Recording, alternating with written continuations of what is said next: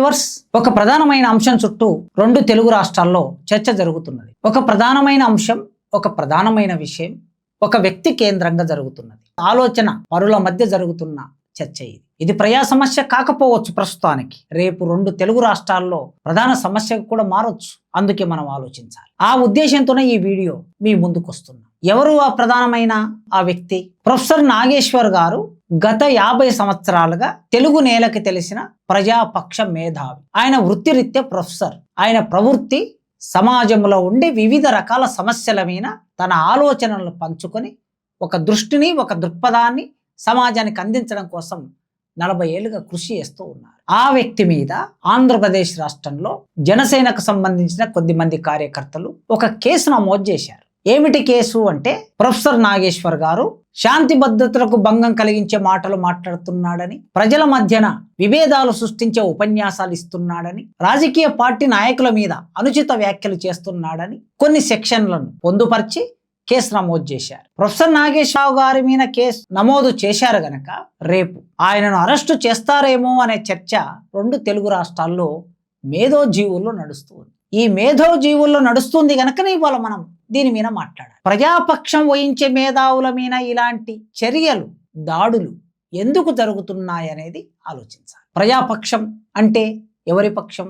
పేదలు, నిరుద్యోగులు, ప్రభుత్వ అణచివేతకు గురవుతున్న వాళ్ళు, దోపిడీ వర్గాల అణచివేతకు గురవుతున్న వాళ్ళు, సరైన చదువు అందని వాళ్ళు, సరైన ఉపాధి దొరకని వాళ్ళు, వివిధ సందర్భాల్లో అన్యాయానికి గురవుతున్న వాళ్ళు, వీళ్ళందరూ ప్రజలు, సామాన్యులు. చట్టము నుంచి, ప్రభుత్వం నుంచి, లేదా దోపిడీ వర్గాల నుంచి, వ్యాపారవేత్తల నుంచి సరైన న్యాయం దక్కనప్పుడు ఆ న్యాయాన్ని దక్కించడానికి కొద్దిమంది ఆలోచన చేస్తూ ఉంటారు. వాళ్ళను బుద్ధిజీవులు అంటాం, ఆలోచన పరులు అంటాం, మేధావులు అంటాం, ప్రజాపక్షం వహించే మేధావులు అంటాం. ఈ ప్రజాపక్షం వహించి మాట్లాడమని ప్రజలు ఏమైనా కోరుకుంటారా? కోరుకోరు. బుద్ధి ఎరిగినటువంటి వాళ్ళు ఎవరైనా తాము చదువుకున్న సంస్కారం వలన, అధ్యయనం వలన, పొందిన విజ్ఞానం వలన, చైతన్యం వలన ఈ సమాజం గురించి మాట్లాడాలని తామే వకాల్త పుచ్చుకుంటారు, తామే బాధ్యతగా తీసుకుంటారు. దానిని సోషల్ రెస్పాన్సిబిలిటీ అంటారు. ఈ దేశ పౌరులుగా సామాజిక బాధ్యతని నిర్వర్తించాలని ప్రతి మనిషి కోరుకుంటాడు. అలా కోరుకున్న వ్యక్తుల్లో ప్రొఫెసర్ నాగేశ్వర్ గారు ఒకరు.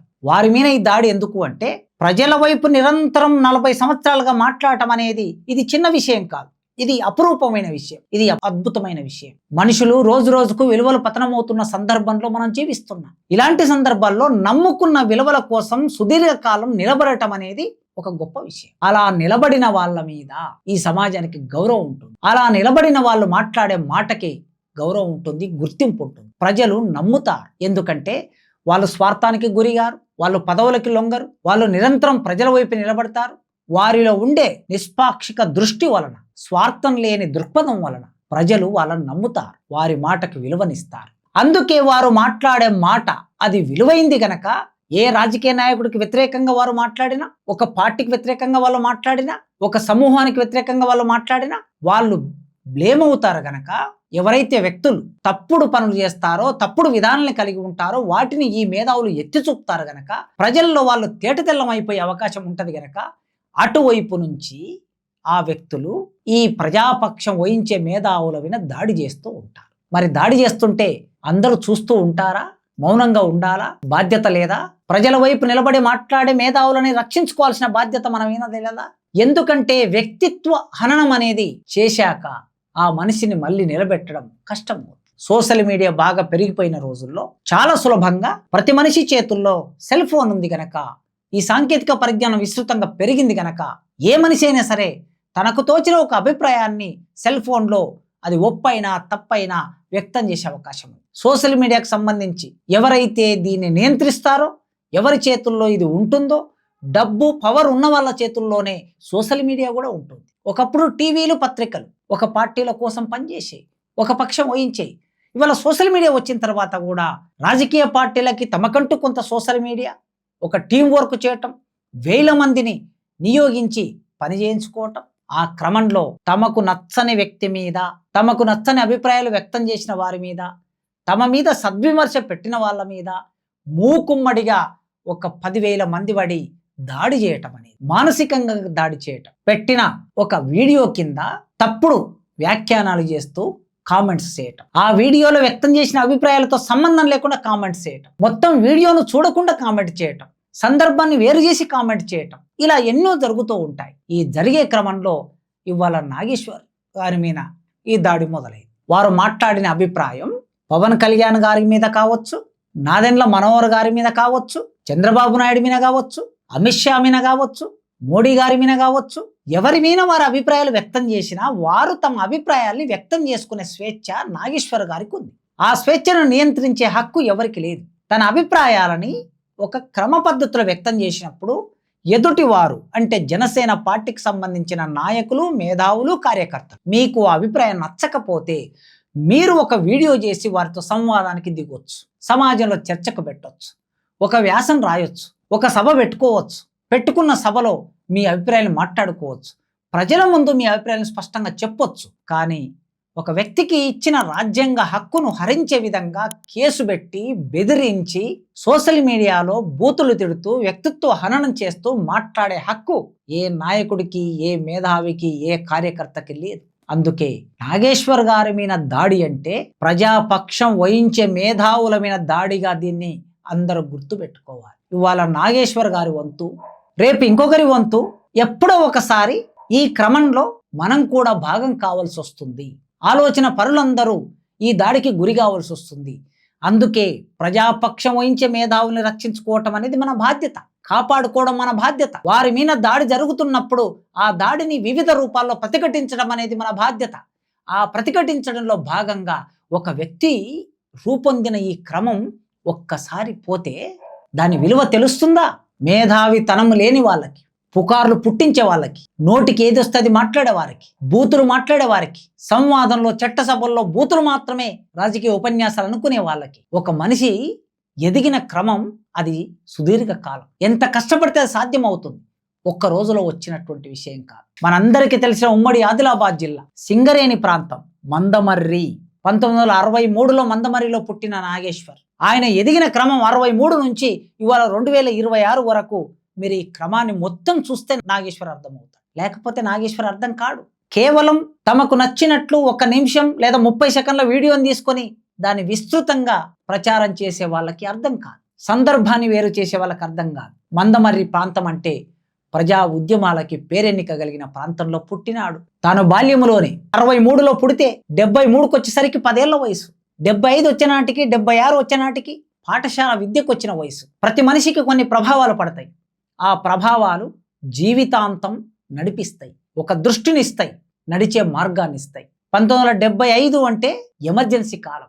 ఎమర్జెన్సీ కాలం అంతా సమాజం మీద వేసిన ప్రభావాల్లో నాగేశ్వర్ గారు ఎదిగిన క్రమం కనిపిస్తుంది. ఇందిరాగాంధీ పెట్టిన ఎమర్జెన్సీ స్వేచ్ఛని కాదన్నది, రాజ్యాంగాన్ని కాదన్నది, ఫ్రీడమ్ ఆఫ్ ఎక్స్ప్రెషన్ కాదన్నది. పత్రికలన్నీ ఆనాడు స్వేచ్ఛ గురించి రాశాయి.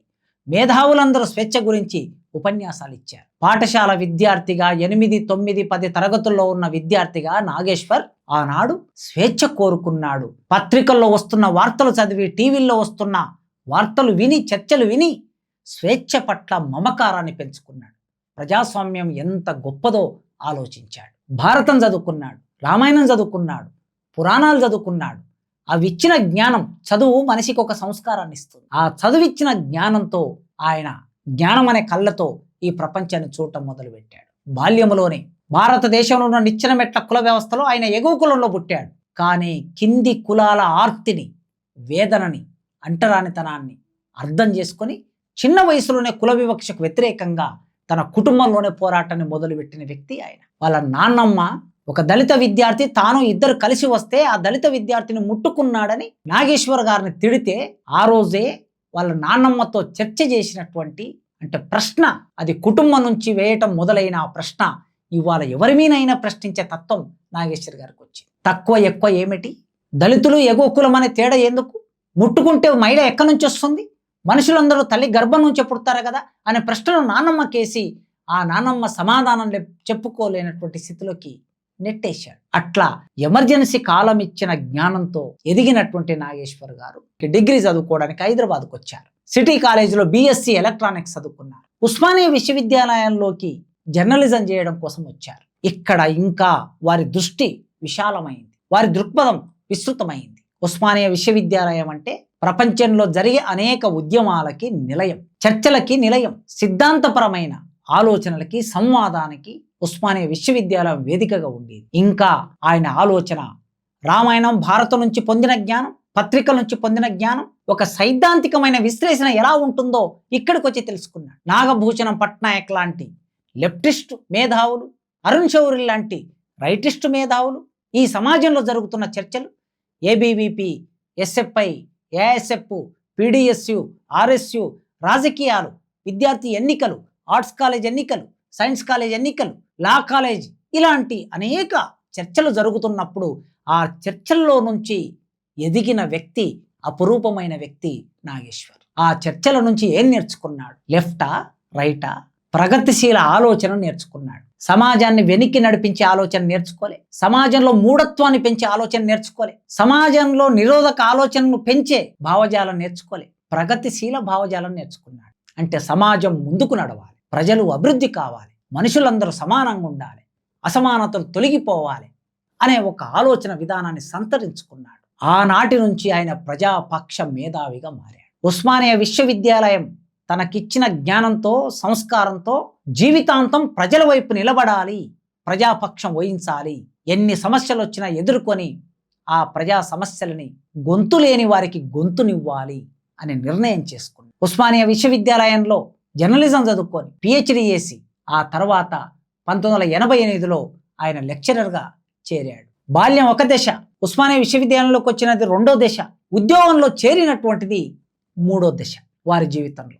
కేవలం ఉద్యోగం అంటే ఉద్యోగం చేసేవాళ్ళు భారతదేశంలో చాలామంది ఉంటారు, తెలంగాణలో చాలామంది ఉంటారు. నాగేశ్వర్ గారు కేవలం ఉద్యోగం మాత్రమే చేయలేదు. కేవలం ఉద్యోగం చేయటం అనేది అతి మామూలు విషయం. భారత రాజ్యాంగం మనిషికి కల్పించిన అన్ని అవకాశాలని, అన్ని హక్కుల్ని ఉపయోగించుకునే తత్వం కలిగిన వాడు గనక, ఎమర్జెన్సీకి వ్యతిరేకమైన ఆలోచనలతో ప్రజాస్వామ్యం, స్వేచ్ఛ, రాజ్యాంగం అనే ఆలోచనతో పెరిగిన వ్యక్తి గనక ఇక్కడ జరిగిన భిన్నమైన సిద్ధాంతాల మధ్య జరిగిన చర్చల్లో రాటుదేలి తనదంటూ ఒక స్పష్టమైన దృక్పథాన్ని ఏర్పాటు చేసుకుంది. ఆ క్రమంలో ఉద్యోగంలో చేరిన అతి కొద్ది కాలంలోనే జనార్దన్ రెడ్డి గారు ముఖ్యమంత్రి అయిన తర్వాత ఉమ్మడి ఆంధ్రప్రదేశ్ రాష్ట్రానికి ఇంజనీరింగ్ కాలేజీలు, డెంటల్ కాలేజీలు, మెడికల్ కాలేజీలు ప్రైవేటు పరం చేసినప్పుడు దేశమంతా ఒక పెద్ద చర్చ జరుగుతున్నది.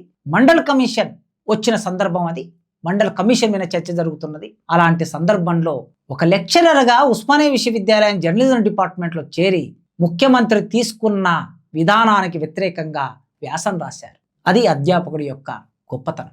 కేవలం పాఠాలు బోధించి ఇంటికి వెళ్ళి తన కుటుంబంతో మాత్రమే ఉండాలని నాగేశ్వర్ గారు కోరుకోలేదు. సమాజం గురించి ఆలోచించాలనుకున్నాడు గనక ఆయన ముఖ్యమంత్రి తీసుకున్న నిర్ణయానికి వ్యతిరేకంగా వ్యాసం రాస్తే ఏం జరిగిందో తెలుసా?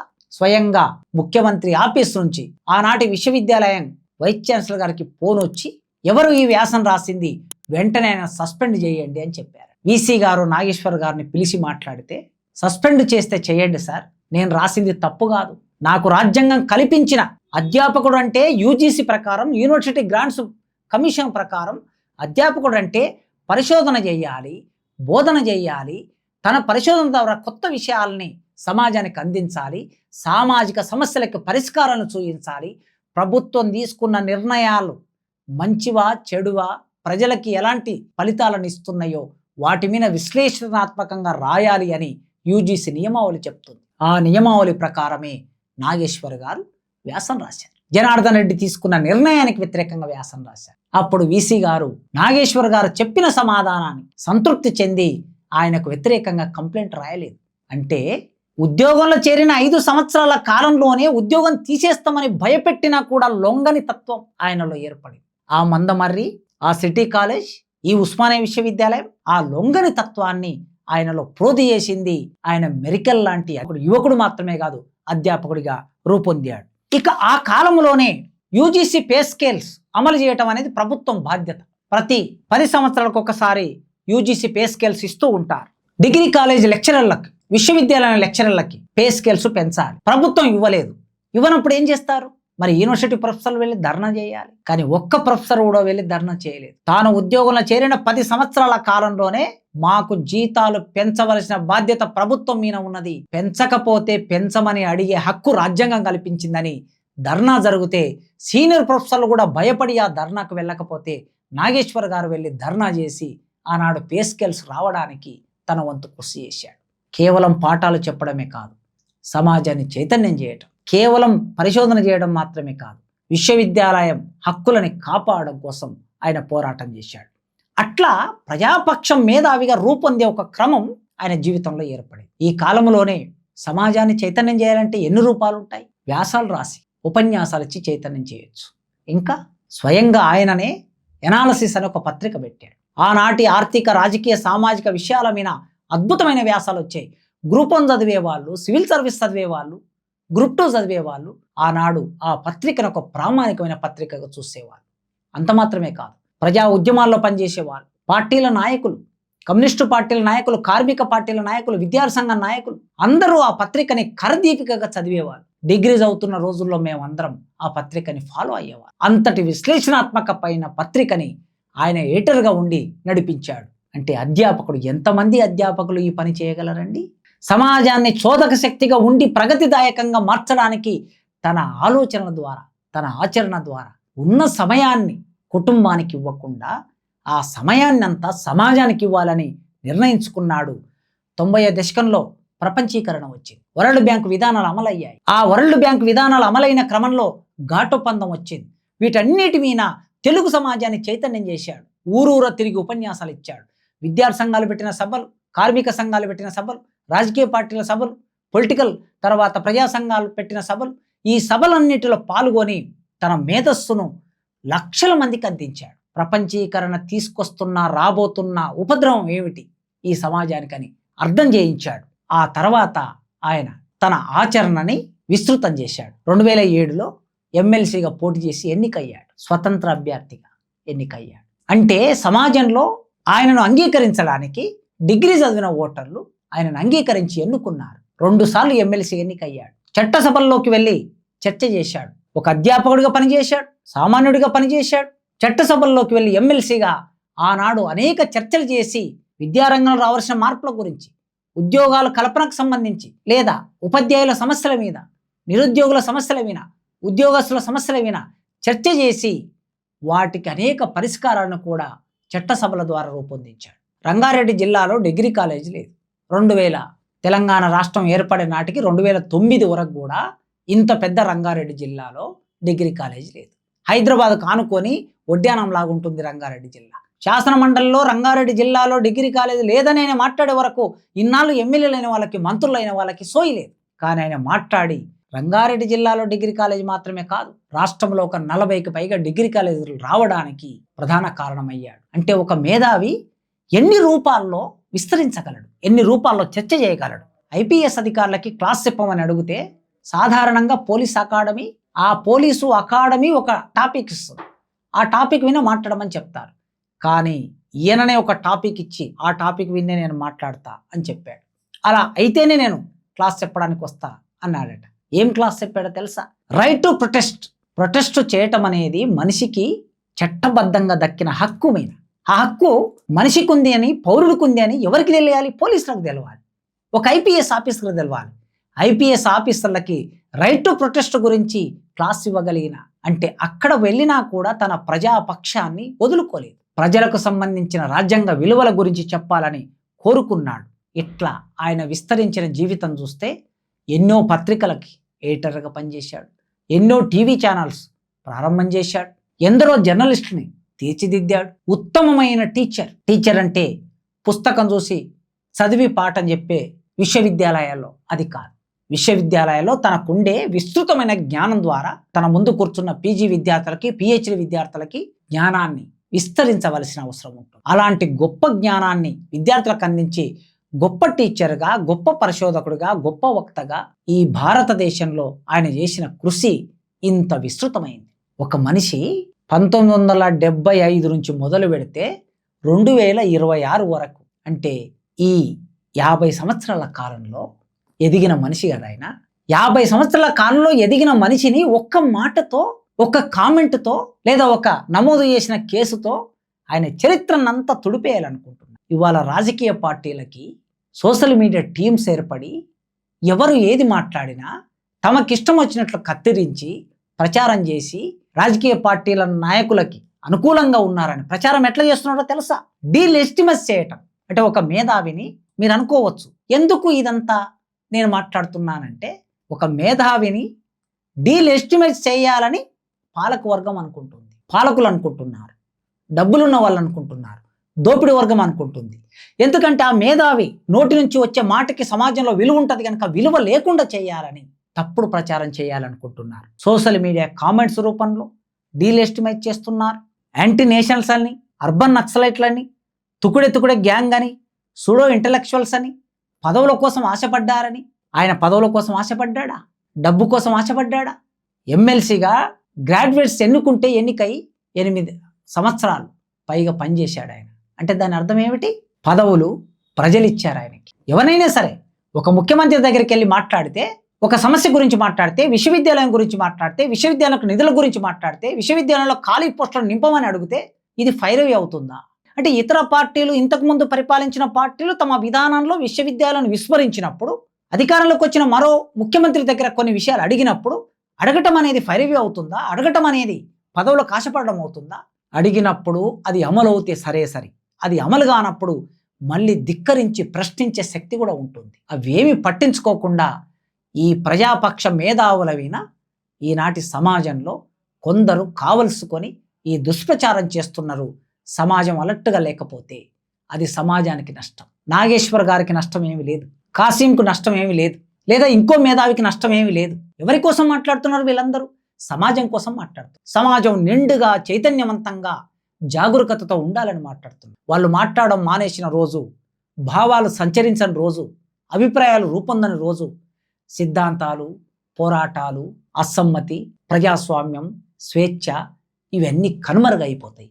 ఇవన్నీ కనుమరుగైపోతే సమాజం అవిటిదైపోతుంది, సమాజం కుంటుపడుతుంది, సమాజ అభివృద్ధి నశిస్తుంది. అందుకే సమాజం అంతా ఆలోచించాలి. ఇది మనందరి సమస్యగా భావించి వేగంగా పెరిగింది సమాజంలో ఈ దాడి. మేధావులను రక్షించుకోవాల్సిన బాధ్యత అందరి మీద ఉందని కోరుకుందాం.